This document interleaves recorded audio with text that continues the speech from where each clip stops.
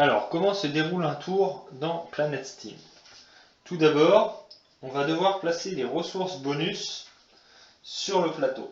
C'est-à-dire, déjà, chaque joueur placera ses ressources de départ, prendra les revenus marqués dans la notice, donc par rapport au nombre de joueurs où on est, placera donc les ressources ici par rapport au nombre de joueurs où on est. Ça c'est indiqué dans la notice, à l'arrière de la notice, c'est très bien fait. Ensuite, donc, on devra placer une ressource de chaque type à cet endroit-là. Donc on placera un quartz, un minerai, un eau et une énergie. Comme on a placé ces ressources, on va devoir les descendre parce que la réserve diminue forcément à cause de ça. Donc là, on aura fait déjà le placement. On mettra aux enchères donc les cartes spéciales. Donc les cartes et chaque personnage ont un rôle particulier. Alors, je vais vous les présenter. En fait, je vous montre tous les personnages sur une présentation à 5 joueurs. Il y a différents numéros sur les cartes. Donc quand vous avez un 4, vous prenez tous les personnages avec un 4 quand vous jouez à 4 joueurs. Vous prendrez tous les personnages avec un 5 quand vous jouerez à 5 et ainsi de suite. Tous les personnages avec un 3 quand vous jouerez à 3. Et vous écartez les autres. Donc là, j'ai fait en fait une simulation parce que à 5 joueurs, il y a tous les personnages. Donc je vous les présenterai tous. Donc ici, Lady Steam, vous êtes le premier joueur. C'est simple, relativement simple. La seule chose qu'elle fait, c'est qu'elle est premier joueur. Donc sur toutes les actions et toutes les autres étapes du tour, elle sera premier joueur. Ensuite, vous avez l'explorateur. L'explorateur, lui, il va pouvoir mettre aux enchères une zone libre. Donc les zones libres, c'est des zones où il n'y a pas de pion concession. Même les neutres ne sont pas considérés comme des zones libres. Il va mettre une zone aux enchères et il aura l'avantage de devoir payer la moitié de la somme qu'il a dite. Comparé aux autres joueurs, en gros, on va dire qu'il a de grandes chances de gagner l'enchère. Ensuite, nous avons le capitaine de l'aérostat qui lui va placer le soutien aérien. Le soutien aérien, c'est l'aéronef, celui qui double la production de chaque citerne présente sur la ligne où se trouve l'aéronef. Donc que ce soit le joueur qui a ce rôle-là ou un autre. Ensuite, nous avons l'agent bancaire. Donc lui, il reçoit immédiatement une ressource de son choix, donc n'importe laquelle, mais sans bouger les cours. D'accord? Donc il va prendre une ressource, ou bien il peut améliorer directement un de ses cargos, c'est-à-dire qu'il va retourner l'une de ses cartes de cargo. Ensuite, nous avons l'ingénieur. Lui, il peut immédiatement prendre un permis de construire. Donc les permis de construire, ils servent à quoi? Ils servent simplement, quand on va revendiquer une zone, on va devoir lancer le dé. Et avec le permis de construire, on n'a pas besoin de lancer le dé. Je l'expliquerai plus tard. Donc voilà, ça c'est les 5 rôles présents. Donc chaque joueur va faire une offre jusqu'à ce que tout le monde passe, sauf celui qui aura fait la plus grande offre. Et là, il aura le choix parmi tous ses personnages. Il va prendre un des personnages, donc celui qu'il aura voulu. Il va donc laisser le tas de côté, prendre une ressource au choix. Donc, bien évidemment, le quartz, c'est quand même une des ressources les plus dures à obtenir. Et il va prendre aussi un pion, un jeton, donc de tour. C'est-à-dire qu'il va déterminer quelle zone va être faite en deuxième, ou en premier, ou en troisième, ou en quatrième. Donc il va prendre un pion, et il va dire, moi je vais prendre le pion numéro 1, et je vais le placer sur le quartz. Il pourrait très bien le faire ici. D'accord? Donc il va faire ça. Si nous jouons à 2 joueurs, donc forcément on prendra 2 pions. Si nous jouons à 3 joueurs, le premier va en prendre 2, les 2 autres n'en prendront qu'un. Et si nous jouons à 4 joueurs, chaque joueur en aura un. Et si nous jouons à 5, le dernier n'aura pas de pion à poser. Donc, ces jetons vont à ces niveaux-là. Donc, je vais les placer au hasard. Et l'autre joueur reprendrait par exemple une des ressources. Les 2 autres reviendraient dans le stock.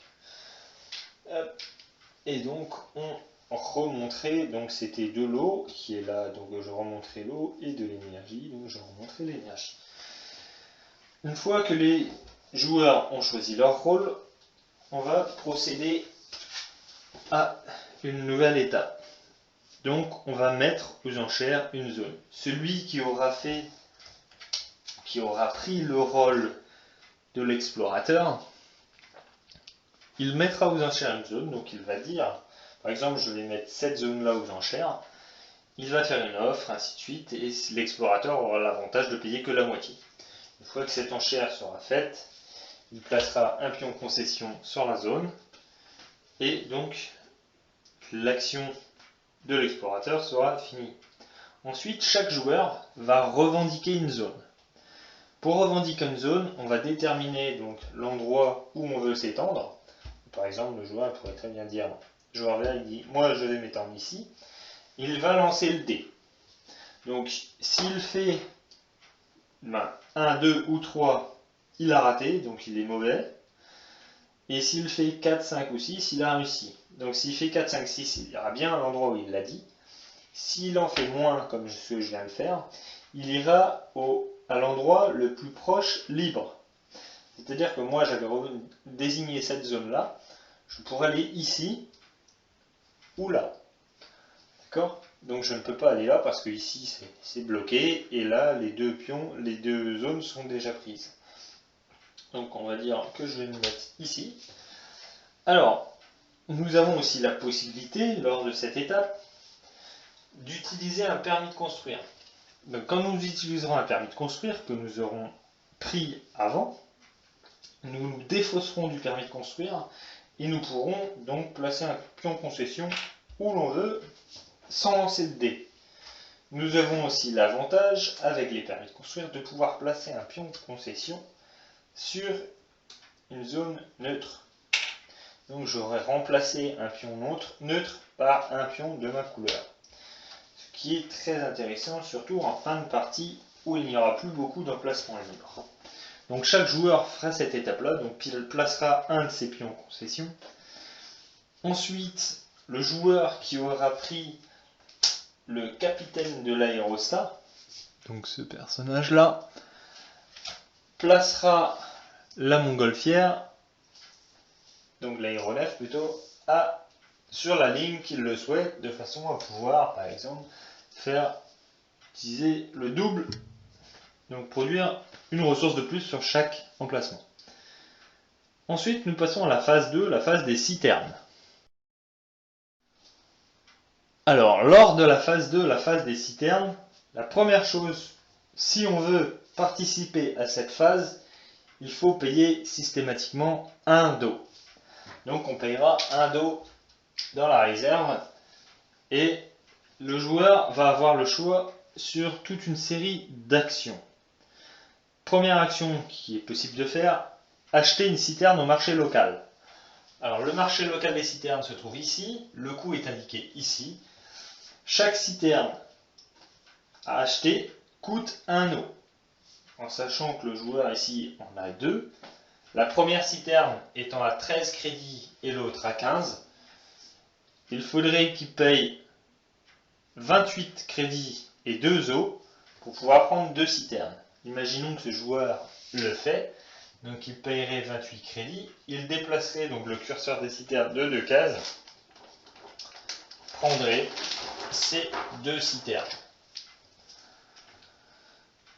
Ensuite, les actions possibles à nouveau pour le faire, c'est importer une citerne. C'est-à-dire si le coût est trop cher, il peut très bien acheter une citerne importée, donc payer 1 eau, 2 quartz, donc le quartz c'est ces ressources-là, et 5 crédits pour avoir une citerne importée. Ça n'influera pas sur le marché des citernes. Du coup, ce marqueur-là ne bougera pas. Il a aussi la possibilité d'acheter un super compresseur. Un super compresseur, ça coûte 1 eau, 1 minerai, donc les minerais sont comme ça, et 2 quartz, que je vous ai montré précédemment, qui pourraient lui permettre de doubler la production d'une citerne. Il peut mettre des convertisseurs d'énergie. Par exemple, imaginons qu'il va payer donc 2 crédits pour avoir un convertisseur d'énergie. qu'il placera sur une de ces citernes. Ça, c'est tout lors de la même phase. Il peut acheter donc un autre convertisseur. Donc, par exemple, il pourrait faire un convertisseur de minerai ou autre chose. Donc, il va faire tous ces achats. Il peut aussi acheter, c'est ce qui est indiqué ici en fait, c'est toutes les actions possibles lors de cette étape-là sont indiquées sur votre plateau. Il peut aussi améliorer un cargo pour une énergie ou un quartz. Donc ça, je l'ai dit déjà dans la mise en place. Ensuite, il va donc placer ses citernes. Quand on va placer ces citernes, forcément, on va les placer sur nos emplacements que l'on détient. Il faut savoir qu'une citerne nue comme celle-ci, donc sans convertisseur, produit de l'eau. Pour qu'elle produise, il va falloir payer une énergie pour la faire travailler. À part sur la rivière. Ici, sur le plateau, vous avez une rivière, une zone bleue. Il n'y a pas besoin d'énergie pour extraire de l'eau à cet endroit-là. Forcément, il y en a. Nous allons aussi la possibilité de produire de l'énergie. Forcément, vous n'avez pas besoin d'énergie pour produire de l'énergie. Donc la citerne avec un convertisseur d'énergie va produire de l'énergie sans rien dépenser. Donc là, à l'heure actuelle, le joueur vert, n'a pas besoin de dépenser d'énergie pour faire tourner ses citernes. Donc tous les joueurs à tour de rôle vont faire cette étape-là. Et je dis bien à tour de rôle parce que le coût des citernes augmente au fur et à mesure qu'on en achète.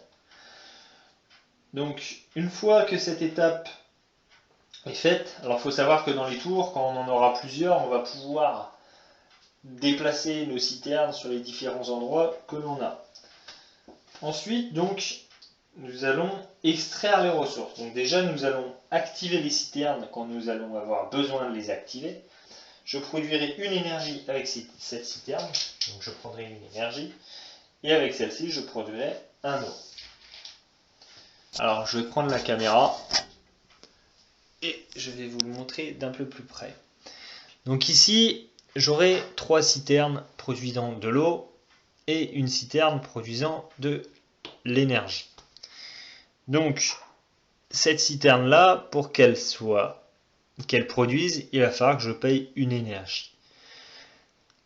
En plus de ça, il y a quelque chose qui va se passer ici, c'est ce qu'on appelle la synergie.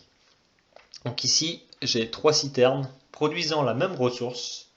Donc, vous êtes d'accord que cette citerne va me produire un eau, celle-ci aussi et celle-ci. Donc j'aurai normalement 3 eaux. Mais comme elles sont adjacentes et qu'elles m'appartiennent et qu'elles produisent la même ressource, j'aurai 1, 2, 3, plus 4, 5. Voilà. En fait, la synergie, c'est qu'on va faire la somme de toutes les citernes, moins 1. Donc imaginons que là, j'ai 1, 2, 3, donc 3 eaux, plus 2 parce que je n'en compte une en moins, donc j'aurai 5 eaux. Si j'avais une citerne supplémentaire, à ce niveau-là, ou bien à ce niveau-là, puisqu'elles sont adjacentes, ici il faudrait que je paye une ressource parce que je ne suis pas sur l'eau. Là j'aurai 1, 2, 3, 4 eaux, plus 1, 2, 3, donc 7 eaux que j'obtiendrai. Si j'avais l'aéronef en plus sur ce niveau-là, là ça c'est vraiment le gros bill, j'aurai 1, 2, 3, 4. Alors 1, 2, 3, 4, d'accord, ça c'est la production normale. 5, 6 par rapport à l'aéronef. Et 7, 8, 9 par rapport à la synergie. Si je rajoute à ça, on va faire un truc un petit peu gros bill, un super compresseur sur celui-là, j'obtiendrai 1, 2, 3, 4, 5, donc 6, 7 par rapport à l'aéronef, 8, 9, 10 pour la synergie. J'obtiendrai 10 eaux. Faut-il encore pouvoir les stocker ? Car la carte ne me permet de stocker que 5 ressources.